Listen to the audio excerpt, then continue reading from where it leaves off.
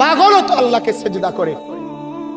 আরে তুই কি মাতাল, তোর মার ঘরে জন্ম নিয়া বাপের ঘরে ঘুমাইয়া 3 বেলা ভাত খাইয়া তুই জানোয়ার সেজদা করস না, একটা ওয়াক্ত নামাজ পড়স না, তুই মানুষের বাচ্চা হইলি কেমনে বেটা? এই বেহায়া বেনামাজি, আজকের সারাদিনে যারা 1 ওয়াক্ত নামাজ পড়ো নাই, বের হবে এটা তুই বেটা বেশরম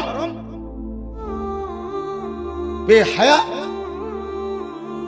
তোর মালিক তোকে জন্ম দেয়, সৃষ্টি করে না?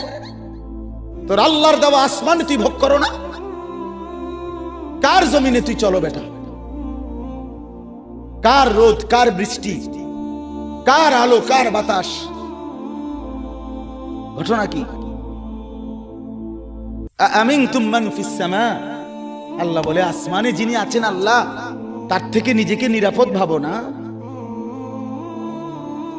হ্যাঁ হ্যাঁ, বাদুকা খাবাই দেখে মনে করছো তুমি বান্দা, আমি কিচ্ছু কইতাম না, তুমি তামসা মনে করছো? হ্যাঁ, ফুর্তি যৌবন, যৌবন তোমার বাপে দিছে, কথা বলে না কেন?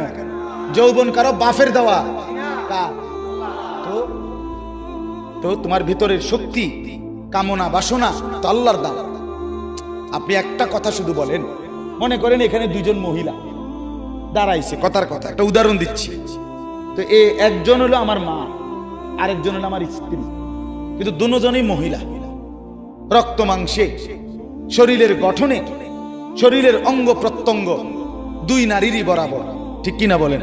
কিন্তু এই মা নামের যে মহিলাটা, আমি যখন তার দিকে তাকাই, আমার দিলের অবস্থা যেটা হয়, 1 মিনিট পরে, 30 সেকেন্ড পরে যদি আমি স্ত্রীর দিকে তাকাই, ওই মহিলাটার দিকে তাকাইলে আমার দিলের অবস্থা ক্ষণিকের মধ্যে ভিন্ন রকম হয়। এই 30 সেকেন্ডে আমার দিল বদলে দিল যিনি, তিনি কে? যদি দুটোটা বরাবর লাগতো, কথা কয় না? যদি জ্বরের রোগীর মতো হইতো কামরুল ভাই, যে মিঠাটাও তিতা লাগে, তিতাটাও কি লাগে, যদি 2 জনকেই মা মনে হইতো, যদি 2 জনকেই স্ত্রী মনে হইতো, বলো না বাপ? আল্লাহ তাআলা তা বলেন, ভিন্ন ভিন্ন প্রবৃত্তি তো আমি দিয়েছি।